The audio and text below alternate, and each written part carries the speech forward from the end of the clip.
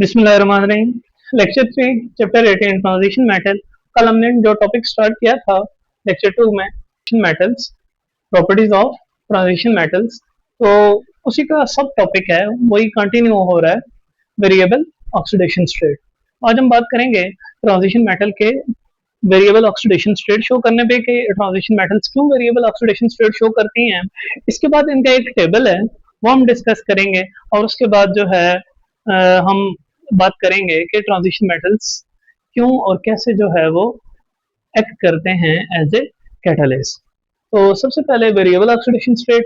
Transition metals जो हैं, first row transition metals यानी 3D सीरीज की ट्रांजिशन मेटल्स क्या शो करते हैं, ये वेरिएबल ऑक्सीडेशन स्टेट शो करते हैं। तो सबसे पहली बात तो ये आपको पता होनी चाहिए कि वेरिएबल ऑक्सीडेशन स्टेट शो करने का मतलब क्या है। पहले भी इससे बात हुई है थोड़ी सी इस पे कि 3D सीरीज के जो ट्रांजिशन मेटल्स हैं वो एक सिंगल ऑक्सीडेशन स्टेट शो नहीं करते। जैसे आयरन है वो +2 भी करता है, +3 भी करता है।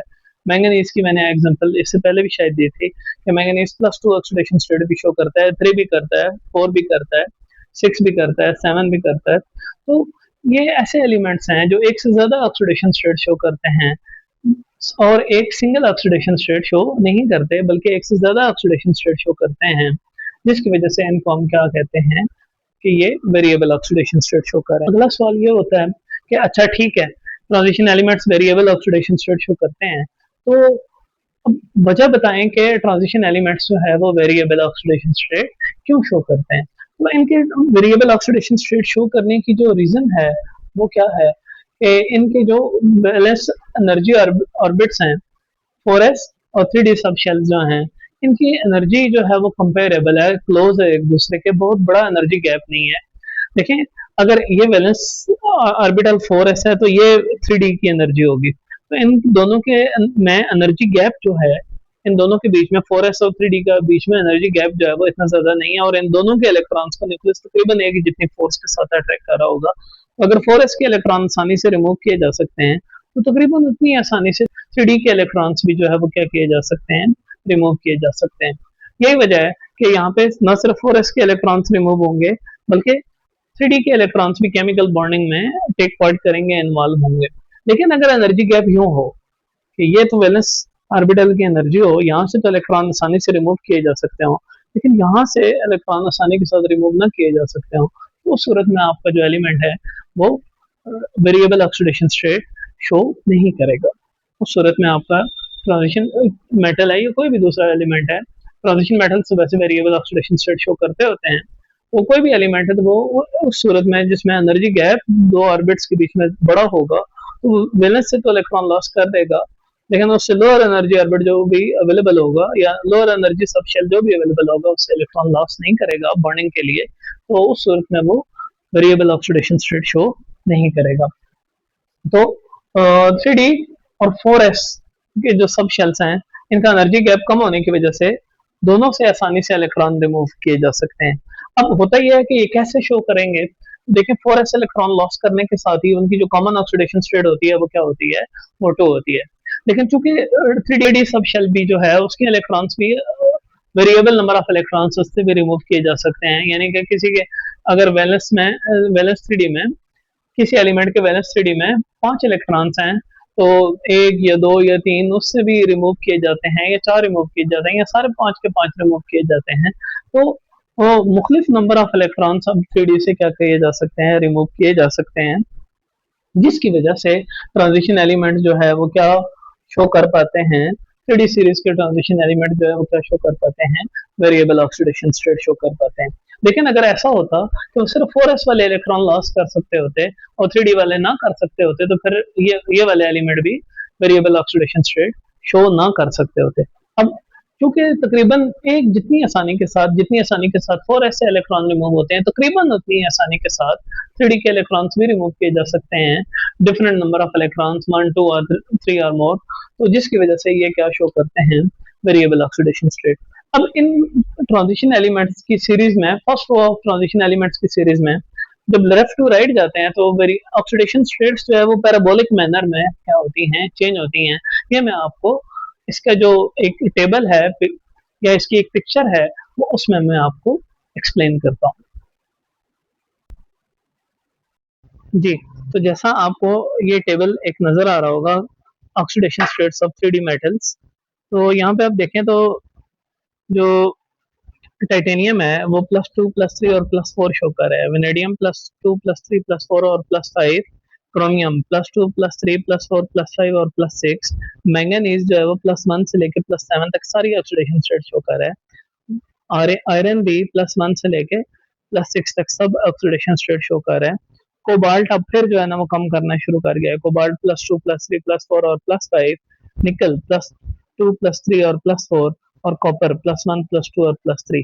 तो जैसे जैसे हम middle of the 3D series जाते हैं, एलिमेंट्स जो हैं वो ज्यादा ऑक्सीडेशन स्टेट शो करते हैं एज कम्पेयर टू जो एलिमेंट्स स्टार्ट में है या एंड पे है। उसकी वजह ये है कि जो सेंटर में एलिमेंट्स हैं क्रोमियम मैंगनीज और iron, they have more number of valence electrons available for bonding, जिसकी वजह से ये मोर नंबर ऑफ ऑक्सीडेशन स्टेट्स जो है क्या करते हैं, शो करते हैं। और मिडल के बाद पेयरिंग स्टार्ट हो जाती है, जिसकी वजह से नंबर ऑफ इलेक्ट्रॉन्स कम हो जाते हैं और अवेलेबल इलेक्ट्रॉन्स थोड़े होने की वजह से वो थोड़ी ऑक्सीडेशन स्टेट्स शो कर सकते हैं। जी, तो नेक्स्ट ट्रांजिशन मेटल्स कैटलिस्ट के तौर पे कैसे एक्ट करते हैं ये हम देखते हैं। कैटलिस्ट ट्रांजिशन मेटल्स जो हैं ये बड़े इफेक्टिव कैटलिस्ट हैं। और उसकी वजह क्या है? क्योंकि ये वेरिएबल ऑक्सीडेशन स्टेट शो करते हैं। इनकी ये प्रॉपर्टी इनको अलाउ करती है क्या करने के लिए? अनस्टेबल इंटरमीडिएट कॉम्प्लेक्स बनाने के लिए विद लोअर एक्टिवेशन एनर्जी। लिहाजा क्या होता है कि वेरिएबल ऑक्सीडेशन स्टेट शो करने की वजह से transition metal ions unstable intermediate compound बनाते हैं। और अनस्टेबल इंटरमीडिएट कंपाउंड रिएक्ट करता है और क्या बनाता है? प्रोडक्ट बनाता है और कैटलिस्ट को अपनी ओरिजिनल ऑक्सीडेशन स्टेट में रीजनरेट करता है। लिहाजा बुनियादी तौर पे क्या कर रहा है कैटलिस्ट? एक रिएक्शन पाथवे प्रोवाइड कर रहा है। और एक ऐसा रिएक्शन पाथवे जिसकी एक्टिवेशन एनर्जी लोअर है बनिस्बत उस रिएक्शन के जिसमें कैटलिस्ट नहीं है। यानी एक रिएक्शन बगैर कैटलिस्ट के हो रहा है, तो उसके मुकाबले में एक ऐसा रिएक्शन हो रहा है जो विद कैटलिस्ट हो रहा है। तो विद कैटलिस्ट जो रिएक्शन हो रहा है उसमें कैटलिस्ट एक ऐसा पाथवे प्रोवाइड कर रहा है जिसकी activation energy without catalyst reaction के मुकाबले में क्या है? कम है। ये जो कैटालिसिस होती है जिसमें oxidation state of transition metals usually very करती है सेम फेज में या सेम फिजिकल स्टेट में, तो ऐसी कैटालिसिस को हम नाम देते हैं होमोजेनियस कैटालिसिस। निकल साल्ट्स जो हैं वो एक्राइलिक एसिड की प्रिपरेशन में यूज होते हैं। यहाँ निकल की ऑक्सीडेशन स्टेट 0 से +2 में चेंज होती है और फिर जब प्रोडक्ट बनती है तो दोबारा से वो 0 हो जाती है। अब एक और प्रॉपर्टी भी है ट्रांजिशन मेटल्स की जिसकी वजह से ये जो है वो एक्ट करते हैं एज ए कैटलिस्ट और बड़ी आसानी से जो है क्या बनाते हैं? एक्टिवेटेड कॉम्प्लेक्स बनाते हैं या इंटरमीडिएट बनाते हैं। अब वो प्रॉपर्टी क्या है कि इनके जो वेकेंट डी ऑर्बिटल्स हैं ट्रांजिशन मेटल्स के एनर्जेटिकली बड़े एक्सेसिबल होते हैं, यानी इनको अप्रोच बड़ी आसानी से किया जा सकता है। जैसा रिएक्टेंट मॉलिक्यूल्स बड़ी आसानी के साथ क्या करते हैं? ट्रांजिशन मेटल सरफेस के साथ अटैच होते हैं और क्या बनाते हैं? Temporary activated complex with lower activation energy which is required for the reaction to occur.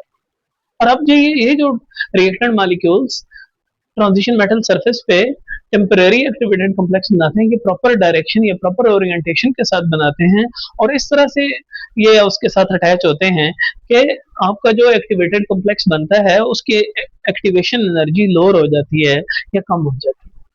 और इतनी कम हो जाती है कि जो कि रिएक्शन को कैरी आउट करने के लिए जरूरी होती है या काफी होती है।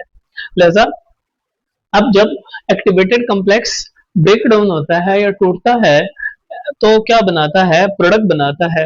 और ये प्रोडक्ट जो है वो क्या हो जाती है? डिसॉर्ब हो जाती है किसकी सरफेस से? कैटालिस्ट सरफेस से निकल जाती है। लिहाजा अब आपका कैटालिस्ट फ्री हो गया अगेन और अवेलेबल हो गया for next cycle of reaction. और ये जो कैटालिसिस है ये किस तरह के रिएक्शंस में या कौन सी टाइप की कैटालिसिस होती है फेवर यहाँ पे? Heterogeneous catalysis. जैसे कि आपको पता है हैबर साइकिल में आयरन जो है एक्ट करता है एज ए कैटालिस्ट किस रिएक्शन में? रिएक्शन बिटवीन नाइट्रोजन और हाइड्रोजन में। मैं आपके सामने ये लिखता हूँ, देखिए नाइट्रोजन और हाइड्रोजन जो है ये हेट्रोजीनियस कैटालिस्ट आयरन की प्रेजेंस में क्रिएट करते हैं और आयरन यहाँ पे नाइट्रोजन और हाइड्रोजन के रिएक्शन को कैटालाइज करता है क्या बनाने के लिए, अमोनिया बनाने के लिए।